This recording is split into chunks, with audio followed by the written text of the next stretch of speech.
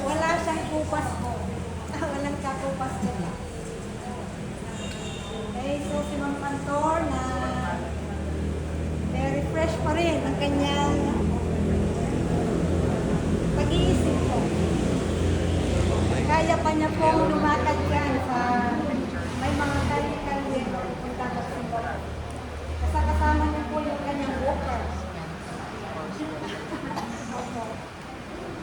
Hindi po si Ma'am Stella Munoz, former Teachers Club President, and she's now 82 years old. Tingnan niyo po, batang-bata pa rin po siya.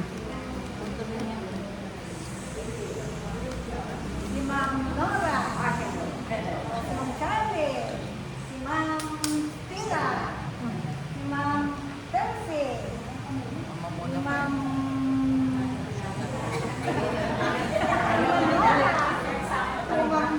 Lanet.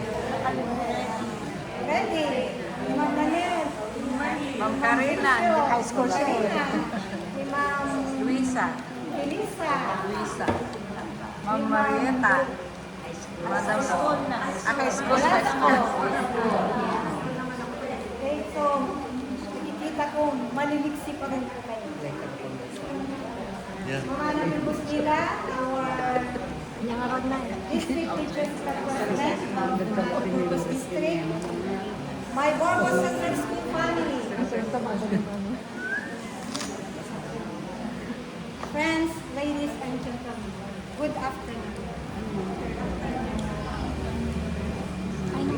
Nung pagdating ko po sa DepEd, retired na po si Ma'am Esperanza. Pero malakas pa rin po siya, nakikita ko, palagi po siyang nagsisimba. Pero pagkalipas po ng mga ilang taon, pag nakikita ko na po siya, kasama na rin po niya yung kanyang walker at may alalay na rin po siya.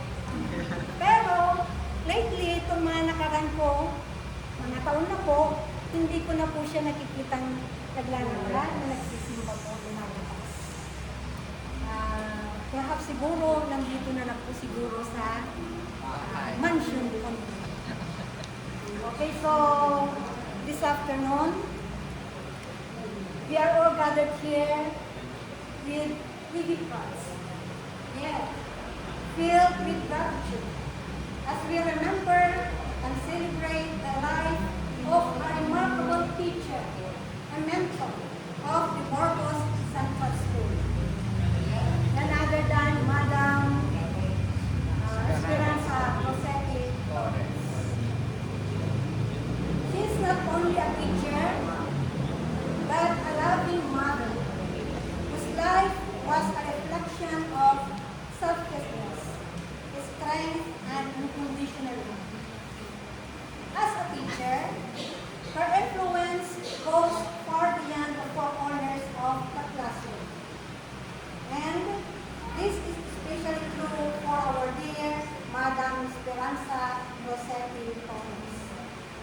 For many years, she dedicated her life in shaping young minds, nurturing dreams, and inspiring countless students to become better versions of themselves. Madam Esperanza was not just a teacher by profession, but a teacher by heart.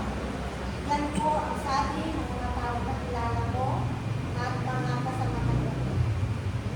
Many of us here today can still remember and can testify the patience she had shown to other people and the wisdom she shared so generously. So after her retirement, so kahit retired na po siya, the impact of Ma'am Esperanza did not fade. Still, continue to grow, bearing fruit in the lives of those she guided. That is the true legacy of a great educator, not just what is taught,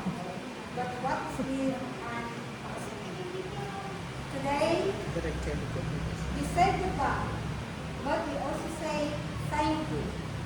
Thank you for the years of service in the Department of Education, Ma'am Christine. The sacrifices and for the